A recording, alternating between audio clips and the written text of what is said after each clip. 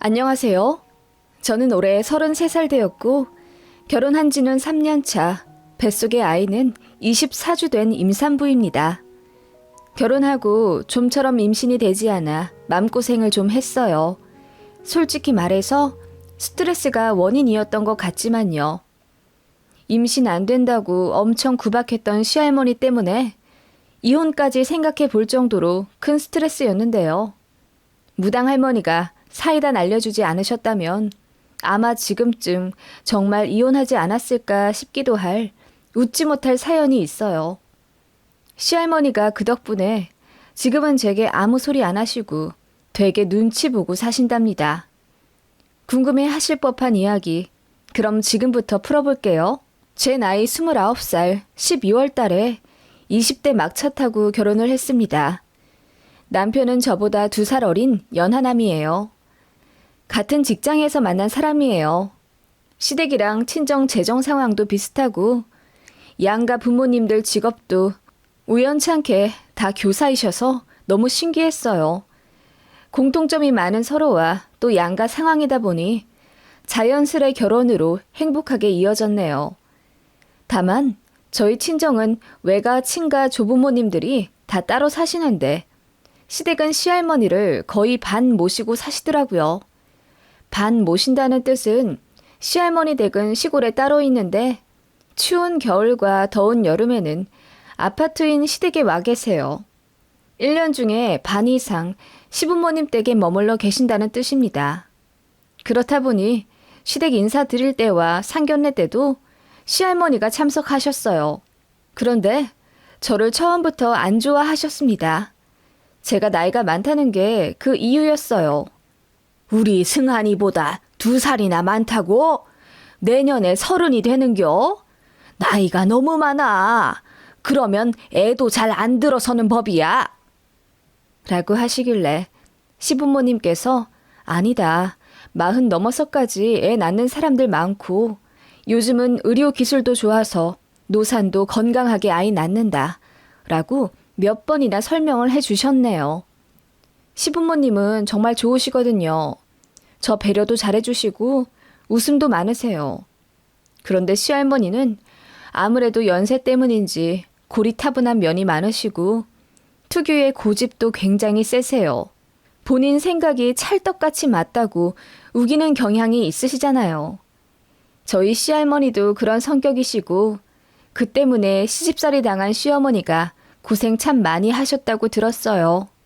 시어머니 결혼 후 근 30년을 시할머니랑 반합가 상태인데도 겸허히 받아들이시며 불평 불만 않고 오실 때마다 잘 모시고요. 그러시면서도 저한테는 귀한 며느리, 아까운 며느리라 하시며 일도 잘 안 시키려고 하세요. 그런 시어머니가 저는 너무 좋아서 더 따라다니고 연락하고 챙겨드리고 그러지요. 그래서 결혼 초부터 저는 시어머니랑 정이 많이 쌓인 상태이고 어머님도 저를 딸같이 대해주셨습니다.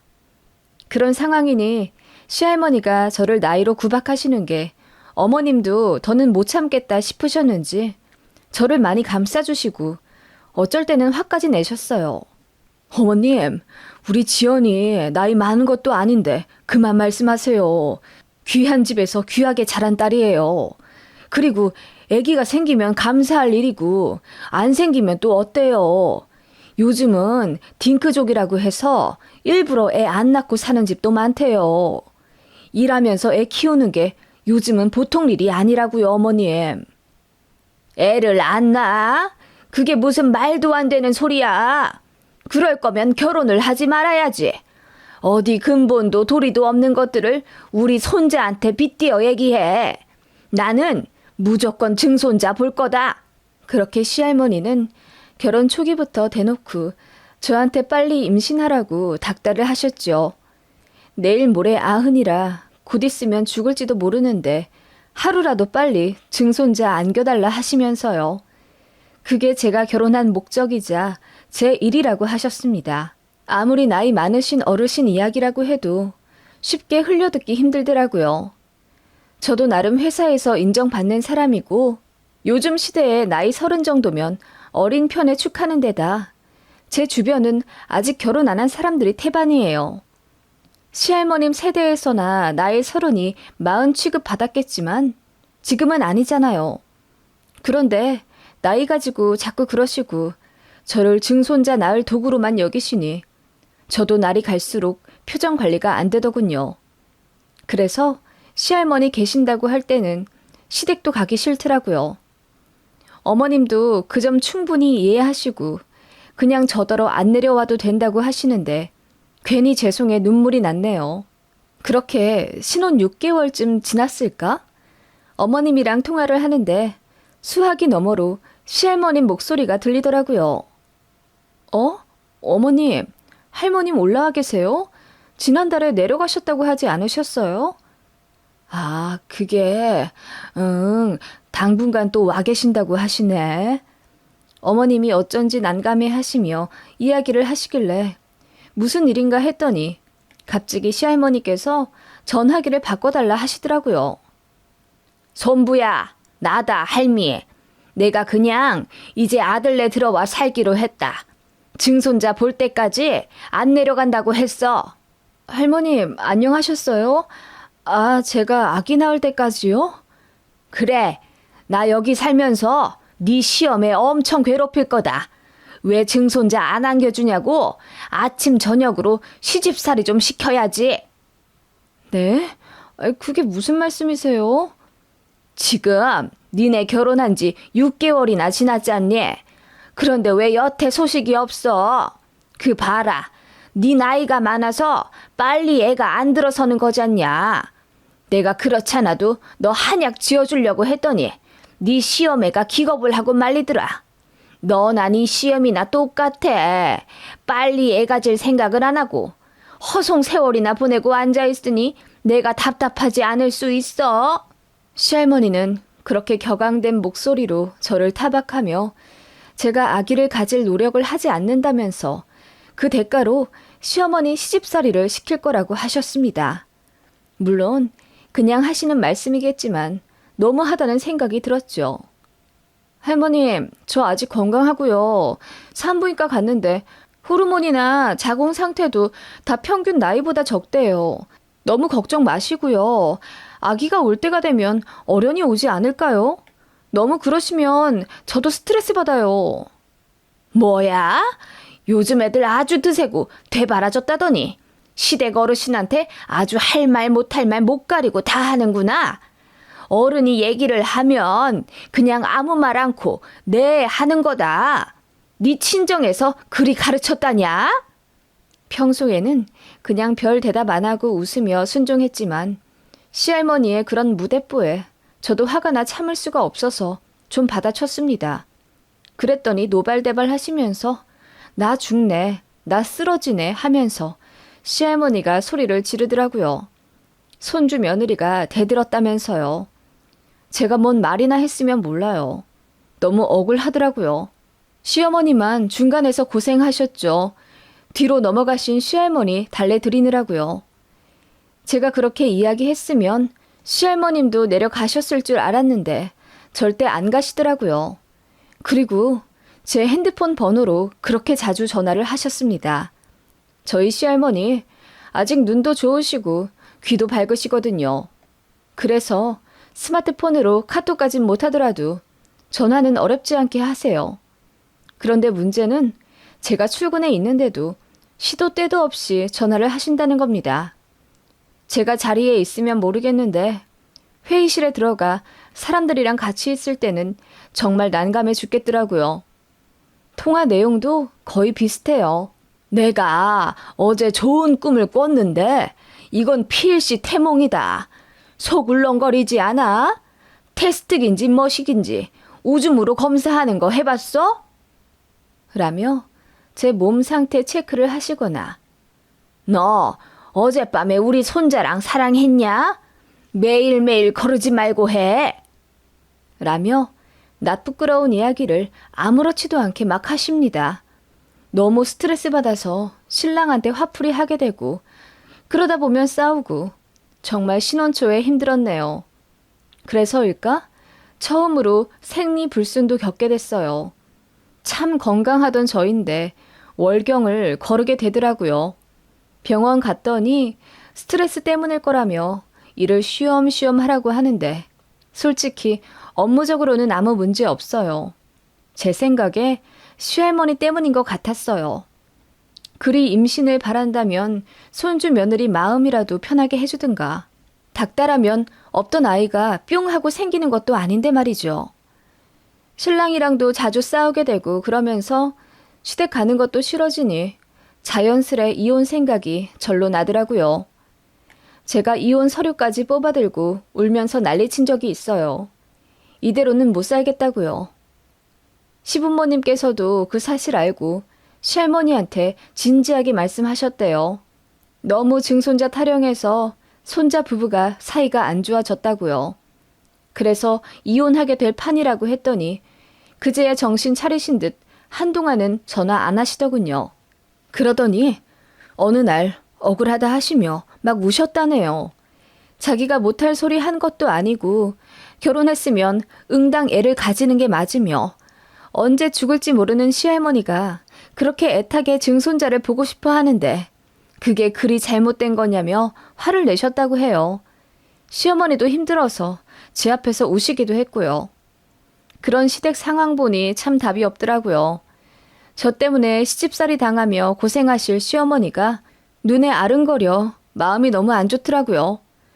저도 솔직히 아기 원했어요. 어차피 애 낳을 거 빨리 낳고 싶단 생각이 들었는데 스트레스 때문인지 심리적으로 저도 모르게 거부감이 생기는 것 같았어요. 아이 낳았다가 증손자 지독하게 사랑하실 시할머니한테 빼앗기는 건 아닐까 이런 말도 안 되는 상상도 들었고요.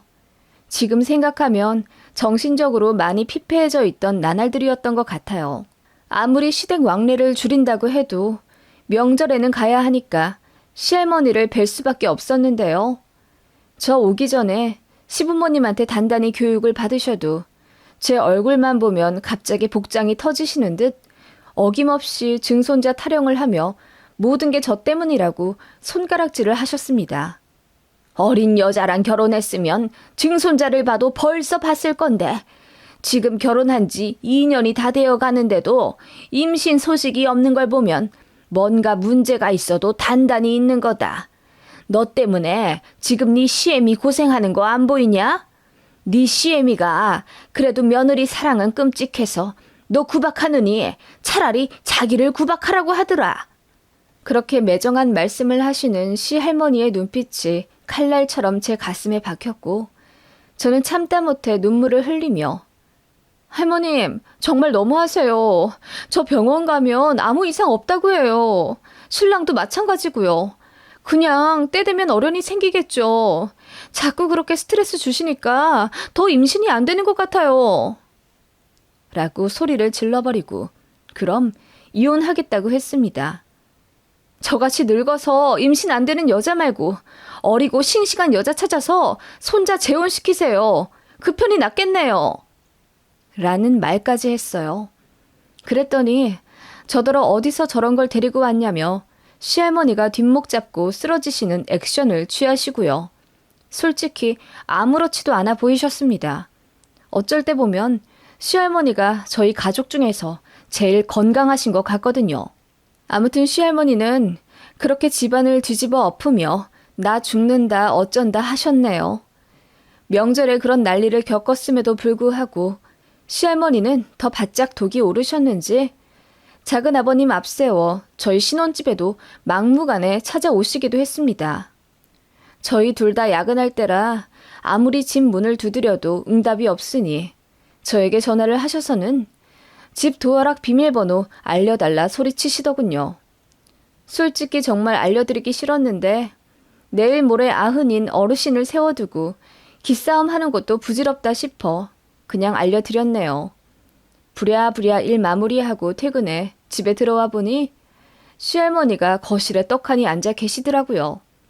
그러더니 어디서 무슨 이상한 명주 실 같은 것과 부적 같은 걸 저에게 던져주시며 이거 항시 착용하고 있거라. 그래야 증손자가 생긴다. 하시더라고요. 그리고 저희 부부더러 막걸리 사으라고 시키신 후 한 잔 거나하게 드시고 저희 안방에서 주무시고 가셨습니다. 그날 남편만 무지하게 잡았네요. 내가 너랑 결혼해서 이 고생하고 산다면서요. 그런 식으로 두어 번 불시에 저희 신혼집에 찾아오셨어요. 작은 아버님이나 저희 시부모님이 아무리 말려도 소용이 없었습니다. 어르신들 고집 대단하시잖아요. 정말이지 대통령이 온데도 시할머니 성격은 막을 길이 없어 보였습니다.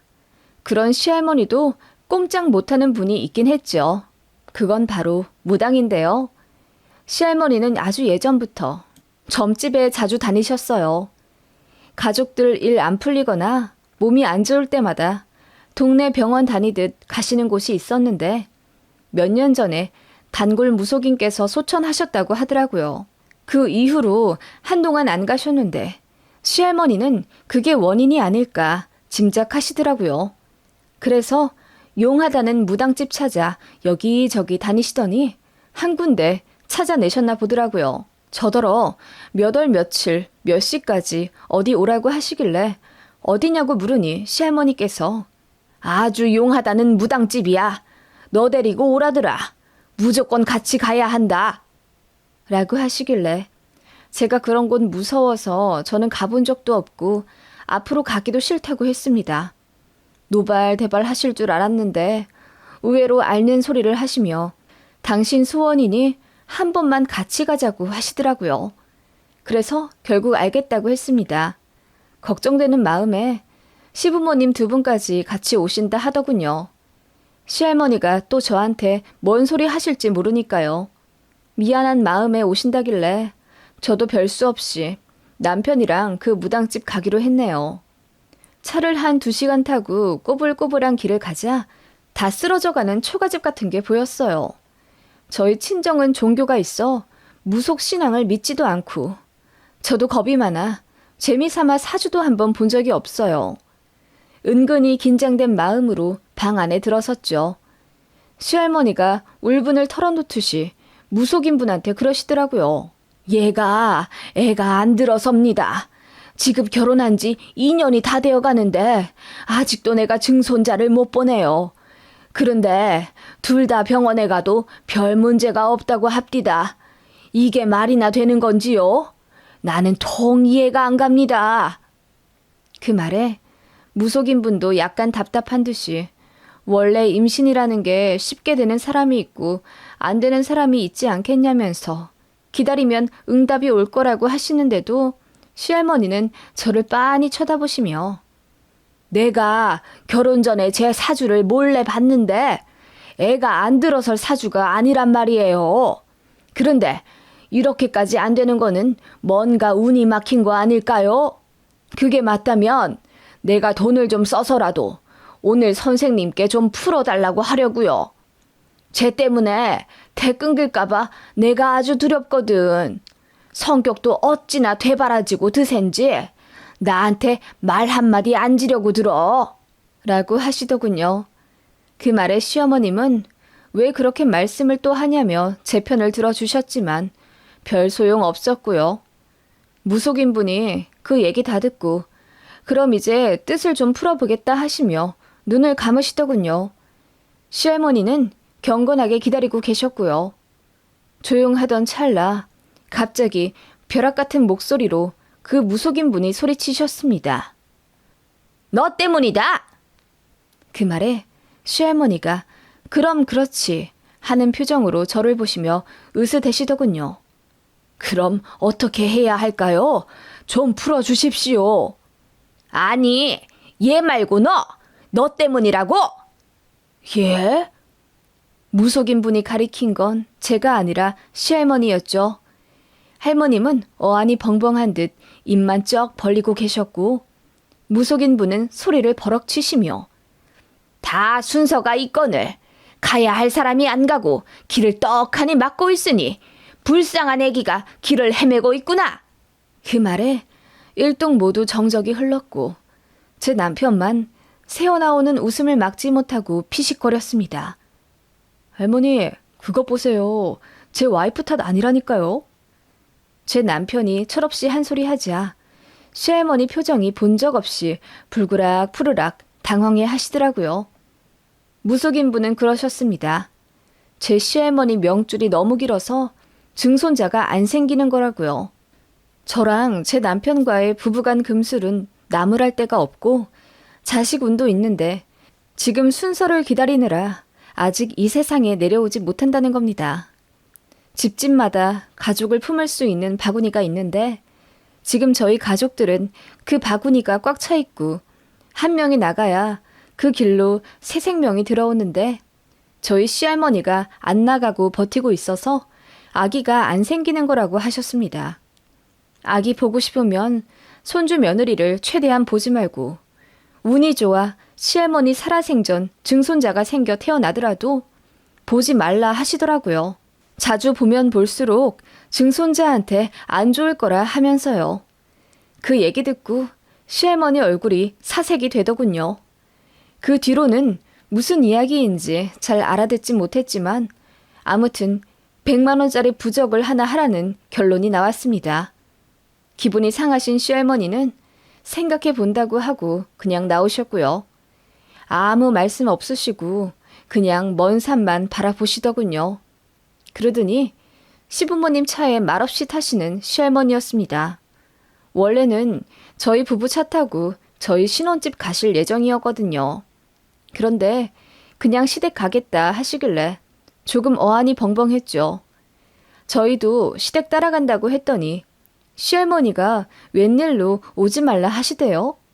창피한 건지 무안한 건진 몰라도 그냥 됐다 하시며 저희 알아서 식사하고 주말 잘 보내라 하시더군요. 그리고 며칠 뒤 정말 놀라운 이야기를 들었습니다. 시할머니가 시댁에 가시자마자 사흘 밤낮을 꼬박 앓으셨대요. 무당분으로부터 자식들 앞에서 망신 제대로 당했다 싶으셨는지 많이 서러워하셨다고 들었네요. 당신이 가야 하는데 못 가서 그 바라던 애를 못 보는 거라고 이야기를 들었으니 얼마나 상심이 크고 마음이 복잡하시겠어요. 그리고 시할머니는 아이가 안 생기는 모든 원인이 손주 며느리라고 생각하고 갖은 구박을 다 하셨는데 반전이 생겼으니 할 말 없어지신 거죠. 그래서 마음고생을 하셔서 그런지 많이 힘들어 하셨다 하더라고요. 그러더니 작은 아버님 불러서 모든 짐을 챙겨 집으로 내려가셨다고 들었습니다. 이제 별일 없으면 안 올 거라며 그냥 시골 본가에 계시겠다고 했대요. 시어머니의 시집살이도 드디어 해방된 거죠. 어머님이 그리 말씀하시며 저더러 그간 고생했다고 이제 시할머니가 임신 얘기로 스트레스 줄 일 없을 거라고 하시며 그동안 막는다고 막았지만 못 지켜줘 미안했다고 진심 다해 말씀하시더라고요. 저는 그런 시어머니가 조금도 원망스럽지 않았어요. 오히려 늘 안쓰럽게 생각했거든요. 아무튼 시할머니 내려가시며 핸드폰에 제 번호도 지우셨다더군요. 그렇게 전화 한 통 없이 잔소리도 안 들으니 제 일상이 확 피더라고요. 스트레스 안 받으니 세상도 환히 보이고요. 남편이랑도 사이 좋아져 여행도 자주 다니고 그랬네요. 아무 생각 없이 살다 보니 정말 신기하게도 아기가 생겼습니다. 정말 갑자기 찾아온 아이라 너무 놀랐죠. 시부모님 그 소식 듣고 뛸 듯이 기뻐하시며 행복해 하셨고 전화로 시할머니께 알려드렸더니 만세 삼창을 외치시더군요. 그러더니 임신 초기에 조심해야 한다며 저더러 어디 가지 말고 집에만 있으라. 회사도 관둬라. 내가 용돈 보내주겠다. 다정히 말씀하시더라고요. 임신했으니 이제야 손자 며느리 대우를 해주시나 싶어 씁쓸하긴 했지만 나이 많은 어르신인데 뭐 어쩌겠어요. 그냥 이해해야죠. 그 시대에는 그렇게 사셨으니까요. 저희가 시할머니 계시는 곳으로 인사 가겠다고 해도 오지 말라 하시군. 또 시댁으로 올라오지도 않으시더라고요. 저를 접촉하면 안 된다고 생각하시는 건진 몰라도요. 나중에 증손자 태어나면 그때 아기나 한번 보겠다 하시며 거리를 두려고 하시는데 어쩐지 안쓰러우면서도 마음속 깊이 있던 고민이 해결된 것 같아 한편으론 후련하기도 해요. 만약 제가 아기를 낳으면 시할머니가 엄청 집착하고 아예 저희 집에 합가해 살겠다 하실까봐 겁먹었는데 무속인 말씀 하나로 정리가 싹 된 것 같아서요. 참, 뱃속의 아이는 아들이래요. 저희 부부랑 시부모님은 딸을 원했는데 시할머니는 뛸 듯이 기뻐하며 동네 사람들한테 잔치를 여셨다고 하네요. 그리고 제게 맘고생하게 해서 미안했다며 차 바꾸라고 용돈도 크게 해주셨고요. 그치만 무당 말씀이 내내 마음에 걸리시는 건지 앞으로 욕심 안 부리고 손자네 잘 안 보고 살 거라고 하시네요. 아무튼 뱃속의 아기 천사 잘 키우며 양가 부모님께 효도 잘하고 살게요. 손주 타령했던 시할머니도 이제는 미워하지 않으려고요. 뱃속의 아이는 엄마가 미워하는 사람 닮아 나온다고 하길래요. 그냥 그러려니 하고 잘 챙겨 드려야지요.